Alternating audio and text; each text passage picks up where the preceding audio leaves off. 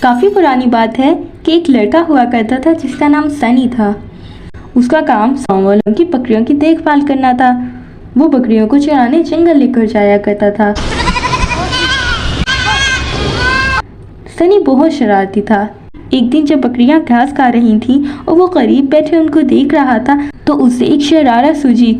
سنی زور زور سے چلانے لگا، شیر آیا، میری مدد کرو گاؤں والوں۔ گاؤں والوں نے جب یہ سنا تو اپنے سارے کام چھوڑے، لاٹھیاں بندوق اٹھا کر جنگل کی طرف دوڑے۔ وہاں پہنچے تو دیکھا کہ سنی کھڑا ہنس رہا ہے اور کہہ رہا ہے، بدھو بنایا، بڑا مزہ آیا۔ سبھی گاؤں والے اپنا سا منہ لے کر واپس چلے گئے۔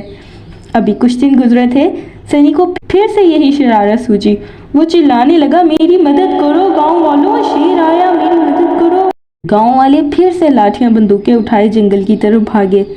پہنچے تو کیا دیکھا، سنی پھر سے کھڑا ہنس رہا ہے اور کہہ رہا ہے، میں نے تو مذاق کیا تھا۔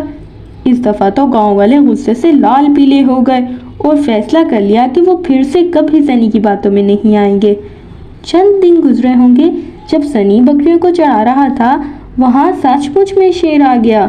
سنی چلانے لگا، میری مدد کرو، شیر آ گیا، شیر آ گیا۔ گاؤں والوں نے جب یہ آواز سنی تو ایک دوسرے کو دیکھ کر ہنسنے لگے اور کہنے لگے، اس دفعہ ہم اس کی باتوں میں نہیں آئیں گے۔